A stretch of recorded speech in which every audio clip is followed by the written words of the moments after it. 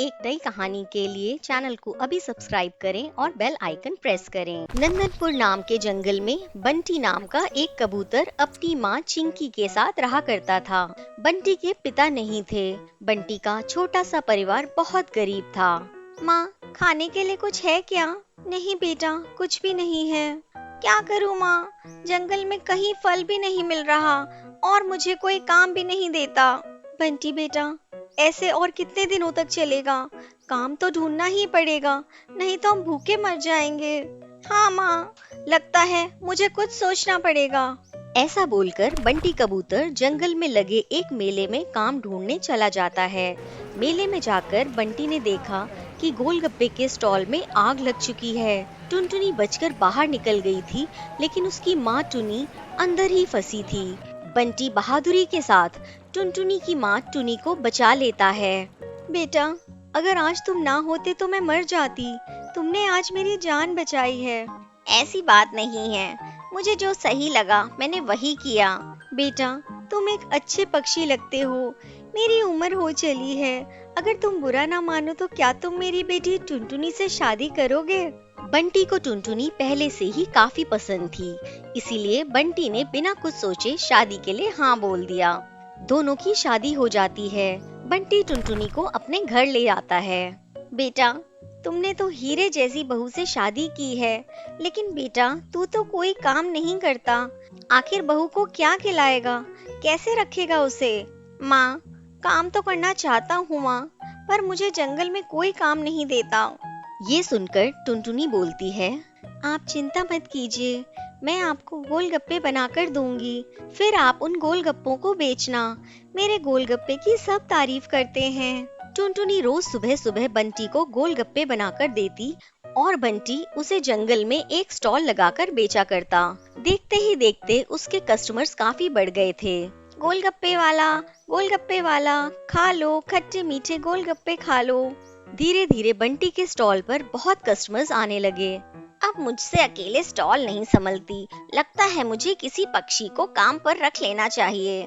कुछ दिनों बाद बंटी का बचपन का दोस्त कालू कौवा बंटी के स्टॉल के पास आकर रुकता है।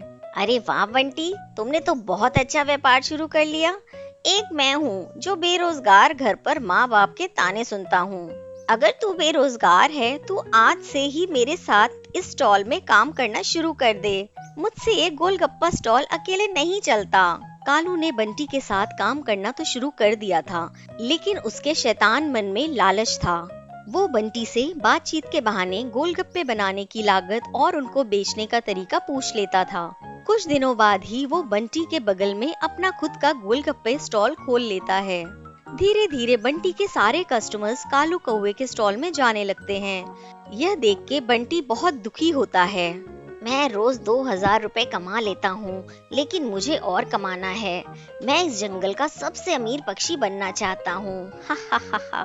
कालू ने फिर अपने गोलगप्पे में नशीली दवा मिलाना शुरू कर दिया, जिससे जो कोई भी उसे खाता उसे उन गोलगप्पों की आदत पड़ जाती और फिर वो अपनी उस आदत के कारण उसे रोज खाता।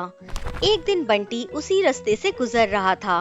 आखिर क्या बात है जो कालू कौवे के स्टॉल पर इतनी भीड़ लगी है, देखना पड़ेगा। ऐसा कहकर वो छुपकर देखता है कि सारे कस्टमर्स के जाने के बाद कालू गोलगप्पे के पानी में नशे की दवा मिला रहा होता है। बंटी ये बात जंगल के सभी पक्षियों को बता देता है। जांच के लिए जंगल का पुलिस टुन्नू आता है। जी हाँ, ये बात सच है। इस गोलगप्पे में ढेर सारा नशीला पदार्थ मिला है, जिसके ज्यादा सेवन से आप लोगों की मौत हो जाती। ये सुनते ही सारे पक्षियों को बहुत गुस्सा आ जाता है और वो कालू को साबुन सर्फ लगाकर धो देते हैं। इसीलिए कहते हैं लालच बुरी बला है। रात के 10 बज रहे थे। बाहर बहुत तेज बारिश हो रही थी। टुनी ने अपनी दोनों बेटियों को खाना खिला दिया था।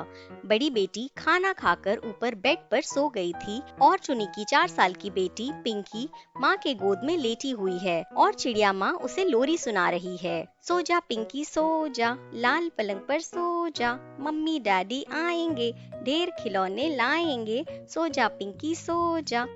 माँ की लोरी सुनकर पिंकी भी सोने लगती है।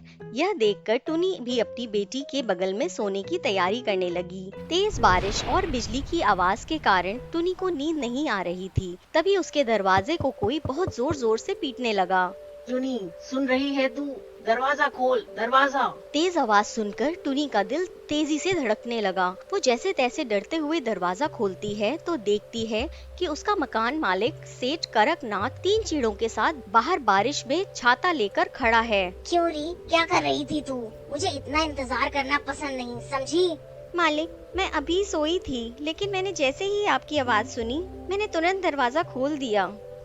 टुनी की बातों को सुनकर करकनाथ सेठ ने मुंह बनाते हुए कहा, हाँ ठीक है, ज्यादा बातें मत बना और फटाफट अपने 3 महीनों का किराया निकाल। टुनी ने 100 के 4 नोट करकनाथ को दे दिए और टुनी करकनाथ के पैरों पर गिर गई। 100 के 4 नोट को देखकर करकनाथ का दिमाग गर्म हो गया। ये कितने दे रही है तू मुझे? 400 रुपए? दिमाग खराब हो गया है तेरा? 3 महीने का किराया 4000 रुपए है और तू मुझे 400 रुपए दे रही है? बाहर तेज आवाज सुनकर टुनी की दोनों बेटियां जग गईं और डर कर अपनी माँ से लिपट गईं। टुनी करकनाथ के सामने रोने लगती है। साहब, अभी मेरे पास जितने पैसे हैं मैं वो सब आपको दे दिए। मैं जल्द ही आपके बाकी के पैसों को भी चुका दूंगी। कृपया करके इस विधवा पर थोड़ी दया करिए साहब, थोड़ी दया करिए। धंधे में कोई दया बया नहीं होती है टुनी। बात कुछ नहीं, अभी सारे पैसे दे वरना अपनी दोनों बेटियों को लेकर निकल जा मेरे मकान से। टुनी के पास पैसे थे नहीं। वो लाख गिड़गिड़ाई, लेकिन सेठ का कलेजा पत्थर का था। तेज आंधी तूफान में उसने टुनी और उसकी दोनों मासूम बेटियों को बाहर निकाल दिया। टुनी की छोटी बेटी पिंकी अपने मृत पिता की तस्वीर को उठाकर साथ ले जाने लगी तो करकनाथ ने उसके हाथ से उस तस्वीर को छीन लिया। पगली लड़की, बोला था ना किसी भी सामान पर हाथ मत लगाना। और ऐसा कहकर उसने पिंकी से उसके मृत पिता की तस्वीर को लेकर जोर से फेंक दिया, जिससे उसकी पिता की तस्वीर चकनाचूर हो गई। टुनी और उसकी दोनों बेटियों को दुख तो बहुत हुआ, लेकिन वो कहते हैं ना कि पैसे वाले लोगों के आगे गरीब सिर्फ दुख सह सकता है। तेज आंधी तूफान में टुनी अपनी दोनों बेटियों के साथ सड़क पर चलने लगी। टुनी लगातार रोए जा रही थी। माँ, अब हम लोग कहाँ जाएंगे, क्या खाएंगे और कहाँ रहेंगे माँ? टुनी ने कोई जवाब नहीं दिया, वो बस रोती रही। थोड़ी देर में बारिश रुक जाती है। टुनी अपनी बेटियों के साथ सड़क किनारे ही सो गई। अगले दिन टुनी अमीर सेठ सेठानियों के घर में बर्तन धोना और झाड़ू पोछा लगाने का काम करने लगी। पूरे दिन उसने काम किया। उस रात भी वे सभी सड़क किनारे ही बैठे हुए थे। दिन भर की कमाई के पैसों से रोटी और सब्जी उन्होंने खरीदी थी। माँ, मिर्ची चली गई मुंह में, बहुत तीखा लग रहा है। रुक रुक, मैं अभी पानी लेकर आती हूँ। नहीं माँ, तू यहीं रुक, सारा दिन काम करके तुम थक गई हो।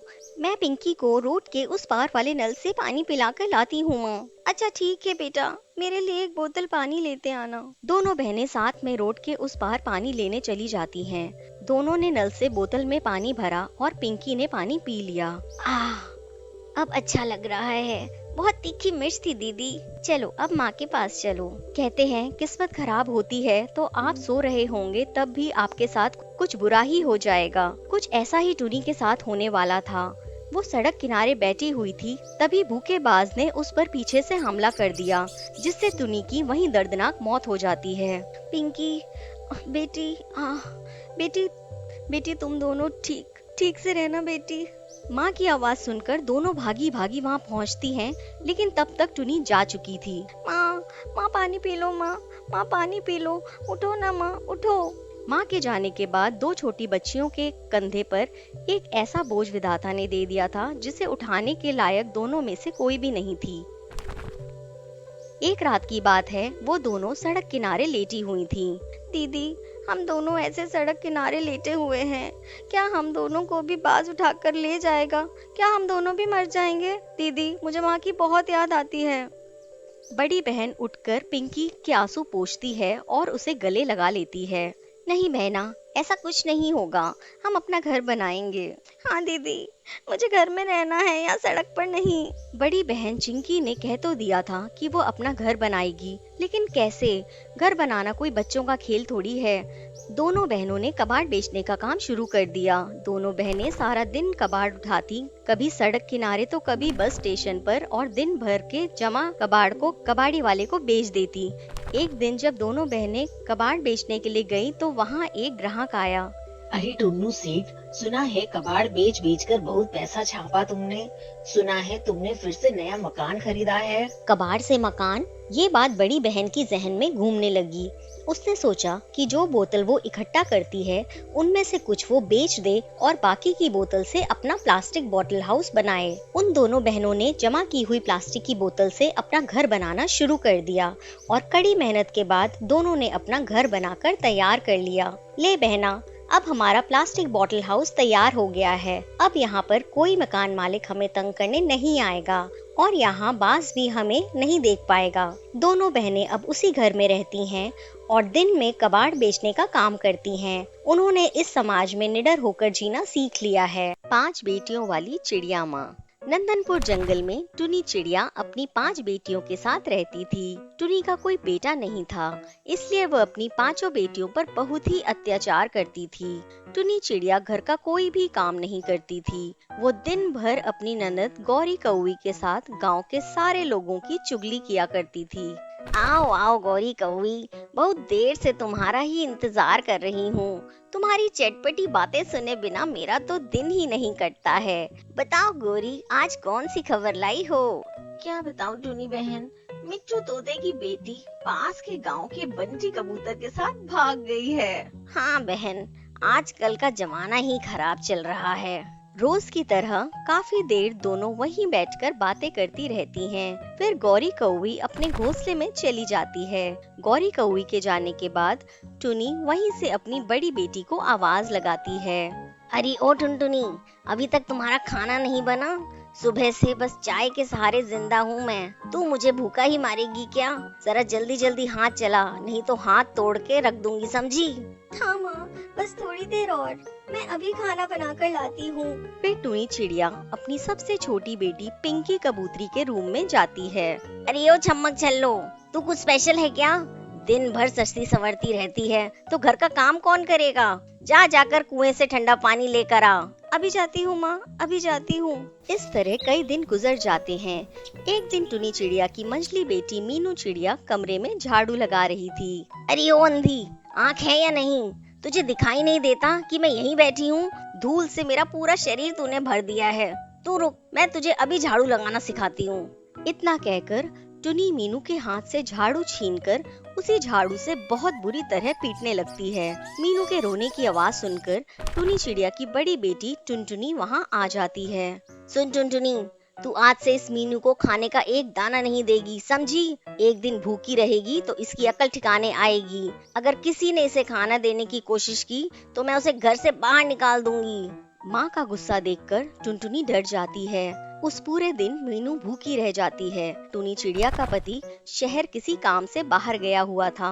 इधर टुनी चिड़िया अपनी बेटियों पर और अत्याचार करने लगती है। सुनो री तुम सब, जब तक तुम्हारे पापा शहर से वापस नहीं आते हैं तब तक घर में खाना बनाना बंद। तुम लोग अपने भोजन का प्रबंध खुद करोगी और साथ में मेरे भोजन का प्रबंध भी तुम ही लोगों को करना है। बड़ी बेटी टुनटुनी कहती है, माँ, आप हम बेटियों पर इतना अत्याचार क्यों कर रही हैं? घर में भोजन भरा पड़ा है, फिर भी आप हम लोगों से भोजन तलाश करने को कह रही हैं। अब बस बहुत हो गया आपका अत्याचार। आने दीजिए पापा को, हम उनसे आपकी शिकायत करेंगे। टुनटुनी की बगावत को देखकर टुनी का खून खौल जाता है। वो आओ देखती है ना ताओ। टुनी नीचे पड़ा डंडा उठाती है और टुनटुनी को मार मार कर उसे अधमरा कर देती है। देख लिया ना तुम लोगों ने, मैंने इसका क्या हाल किया। अगर तुम लोगों ने अपने पापा के सामने कुछ भी बोला तो तुम सबका भी मैं इससे भी बुरा हाल करूंगी। पास खड़ी टुनी की चारों बेटियां अपनी सगी माँ का ये रूप देखकर डर जाती है और भोजन की तलाश में चली जाती हैं। इस तरह कई दिन और गुजर जाते हैं। एक दिन टुनी चिड़िया का पति टुन्नू उसे फोन लगाता है। भाग्यवान, घर में सब कुछ ठीक तो है ना? अभी मुझे वापस आने में कुछ दिन और लगेगा। हाँ जी, आप बस अपने काम पर ध्यान दीजिए।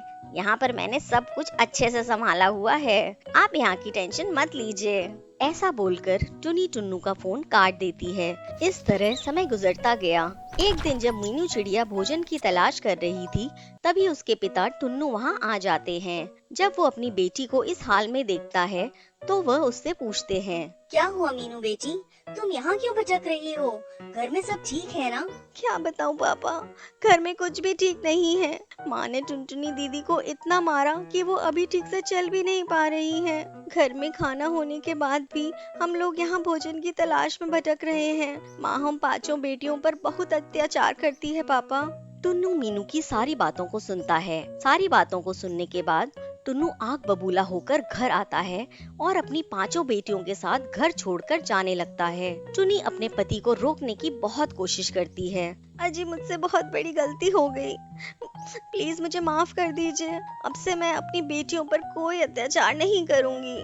माँ, आप माफी मत मांगिए। हम बेटियाँ आपको छोड़कर कहीं नहीं जाएंगी माँ।